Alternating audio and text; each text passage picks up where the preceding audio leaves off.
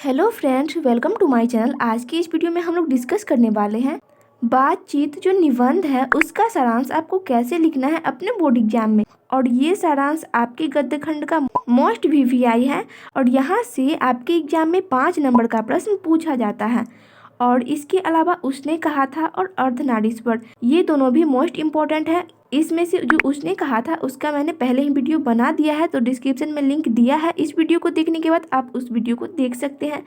उसने कहा था जो कहानी है उसका सारांश आपको कैसे लिखना है। तो यहाँ पे हम देखते हैं बातचीत का सारांश कैसे आपको लिखना है अपने बोर्ड एग्जाम में। तो फ्रेंड्स, इस सारांश को लिखने के लिए आपको 3 पॉइंट को फॉलो करना है।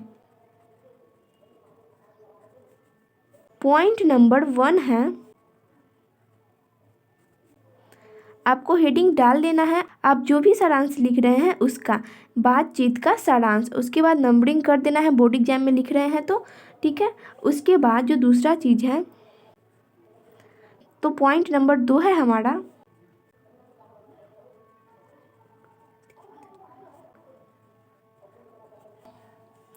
तो पॉइंट नंबर 2 है हमारा निबंधकार का नाम।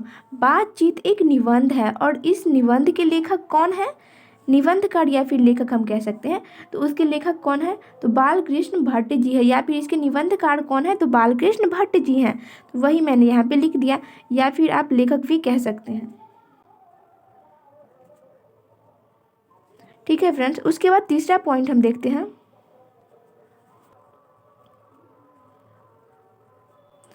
उसके बाद आपको पैराग्राफ में आगे लिखना है, ठीक है, क्योंकि हम सारांश लिख रहे हैं इसलिए। तो सबसे पहला जो पॉइंट था हमारा वो हमने कर लिया, बातचीत सारांश का हेडिंग डाल दिया। उसके बाद जो दूसरा है निबंधकार या फिर लेखक का नाम, तो वो हमने लिखा है यहाँ पे देखिए, प्रस्तुत निबंध बातचीत के लेखक महान पत्रकार बालकृष्ण भट्ट जी हैं। बालकृष्ण भट्ट बातचीत निबंध के माध्यम से मनुष्य की ईश्वर द्वारा दी गई अनमोल वस्तु वाक शक्ति यानी बोलने की शक्ति का सही इस्तेमाल करने को बताते हैं। तो इसमें हमने लेखक का नाम इंक्लूड किया है, आपको भी ऐसे ही इंक्लूड करना है अपने बोर्ड एग्जाम में। तो ऐसे ही आपको सारांश लिखते वक्त करना है, ठीक है। उसके बाद तीसरा जो है हम पैराग्राफ में लिखेंगे। तो फिर से पैराग्राफ चेंज करके आगे लिखना है आपको। महान लेखक बताते हैं कि यदि मनुष्य में वाक शक्ति यानी बोलने की शक्ति नहीं होती, कोई व्यक्ति नहीं बोल पाता, तो वाक शक्ति नहीं होती तो हम नहीं जानते कि इस गूंगी सृष्टि का क्या हाल होता। लेखक बातचीत के विभिन्न तरीके भी बताते हैं।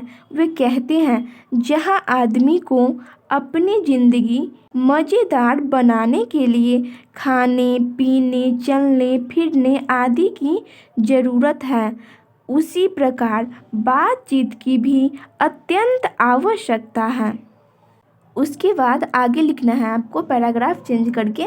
भट्ट जी यानी बालकृष्ण भट्ट जी ये भी बताते हैं कि जब तक मनुष्य बोलता नहीं तब तक उसका गुण और दोष प्रकट नहीं होता है।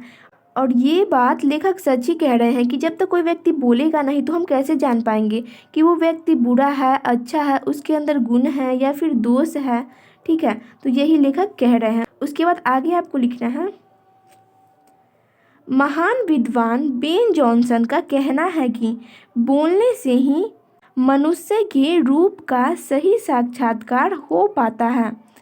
वे कहते हैं कि 4 से अधिक की बातचीत तो केवल राम रमौल है। यानी 4 लोग से ज़्यादा लोग अगर बात करते हैं तो उसे क्या कह रहे हैं बेन जॉनसन? राम रमौल है वो बातचीत, ठीक है। उसके बाद यूरोप के लोगों में बातचीत करने का हुनर होता है। जो यूरोप के लोग होते हैं ना, उनमें एक बातचीत करने का अलग तौर तरीका होता है। बातचीत करने का एक अलग ही कला होता है उनके भीतर, जिसे आर्ट ऑफ कन्वर्सेशन कहते हैं। यानी बातचीत करने की एक कला होती है उनके भीतर, तो उसे हम क्या कहते हैं? आर्ट ऑफ कन्वर्सेशन कहते हैं।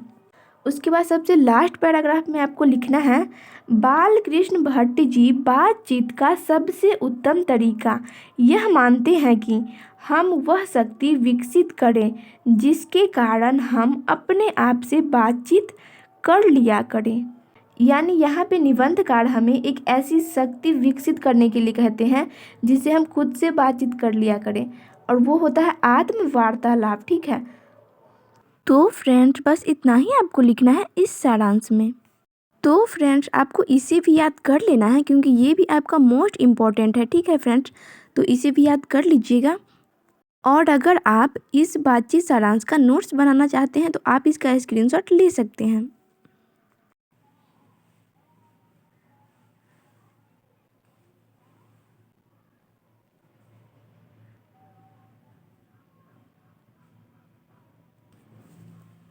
तो फ्रेंड्स आपको इस सारांश को तो याद कर ही लेना है, एंड साथ ही साथ जो उसने कहा था उसे भी याद कर लेना है, और अर्धनारीश्वर जो है उसे भी अच्छे तरीके से तैयार करके ही अपने एग्जाम में जाना है, ताकि कोई भी सारांश आए तो आप अच्छे से उसको लिख कर आएँ। ठीक है, और पद्यखंड से जो भी मोस्ट इंपॉर्टेंट सारांश है, चाहे वो कड़वक हो या फिर पुत्र वियोग या बातचीत, उसको भी आपको तैयार कर लेना है। और कड़वक का अगर आप चाहते हैं देखना कि कैसे आपको लिखना है अपने एग्जाम में, तो उसका भी मैंने फुल डिटेल वीडियो बना दिया है, तो वो डिस्क्रिप्शन में लिंक आपको मिल जाएगा, वहाँ से आप देख सकते हैं।